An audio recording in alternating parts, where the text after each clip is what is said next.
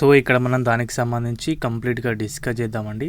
Mega DSC notification అనేది ఎప్పుడు ఉండబోతుంది అండ్ అదేవిధంగా ఇంకెంత సమయం పడుతుందని చెప్పేసి మనమైతే మాట్లాడుకుందాం.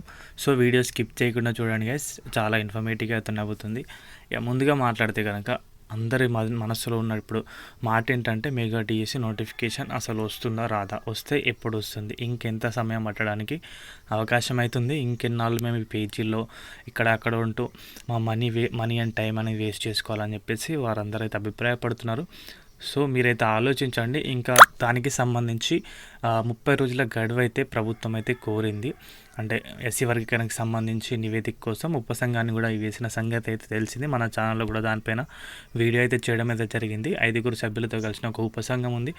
వారందరూ క్రాస్ చెకింగ్, క్రాస్ వెరిఫికేషన్ చేసిన తర్వాత మాత్రమే వర్గీకరణ నివేదిక అనేది దానిపైన చట్టం అయితే చేయడం అయితే జరుగుతుంది. వాళ్ళు మళ్ళీ ప్రభుత్వానికి అప్పగిస్తారు. ప్రభుత్వం దాన్ని మన సభలో ప్రవేశపెట్టి అండ్ దానికి సంబంధించి చట్టం అయితే చేస్తారు. సో ఇది ప్రాసెస్ చాలా లెంతీగా అయితే ఉండబోతుంది. ప్రాసెస్ అనేది 1 to 1.5 month, దగ్గర 2 months కూడా పట్టడానికి అవకాశం అవుతుంది. ఈ రాజకీయ కుట్ర అనేది అయితే జరుగుతుందని చెప్పొచ్చు మెగా డిఎస్సి పైన. ఎందుకు మరి ఇంత దీనిపైన స్ట్రెస్ తీసుకొని ఇంత చేస్తున్నారో ప్రభుత్వం అయితే, అభ్యర్థులు మోసం అయితే చేస్తున్నారు అని చెప్పొచ్చు.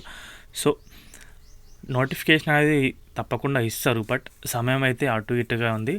అది ఎప్పుడు కూడా ఎగ్జాక్ట్గా అయితే తెలియట్లేదండి. ఒక 1 to 2 months అయితే సమయం అయితే పట్టడానికి అవకాశం ఉందని అయితే చెప్పొచ్చు. అండ్ అదేవిధంగా కొందరు అభ్యర్థులు అయితే మరో టెట్ గురించి సెకండ్ టెట్ అనేది పెడతారా. అప్పుడు విద్యాశాఖ మంత్రి గారు ఏం చెప్పారు, 6 నెలలకు ఒకసారి టెట్ పెడతాం, 1 yearకి ఒకసారి డిఎస్సి కండక్ట్ చేస్తాం ఏపీలో తప్పకుండా అని చెప్పేసి చాలా మాటలు చెప్పారు. ఏది కూడా ఇంతవరకు అయితే కాలేదు. సో అప్పుడు నోటిఫికేషన్ టెట్ అయిపోయిందంటే ఇంతవరకు టెట్ లేదు. సో టెట్ వదిలేయండి, టెట్ గురించి మనం పక్కన పెడితే మెగా డిఎస్సి నోటిఫికేషన్ అయితే ముందుగా కండక్ట్ చేయాలి. కండక్ట్ చేసే కనుక దాని పట్ల ఎవరైతే ప్రిపేర్ అవుతున్నారో చాలామంది అభ్యర్థులు అయితే కష్టపడి ప్రిపేర్ అయ్యేవారు చాలామంది అవుతున్నారు. దాన్ని ఒక ఆశయంగా పెట్టుకొని ప్రిపేర్ అయ్యేవారు అవుతున్నారు. సో వారి గురించి ఎంత చెప్పినా తక్కువ అని చెప్పొచ్చు. వారిని అయితే ప్రభుత్వం అయితే గుడ్డిగా మోసం చేస్తుంది.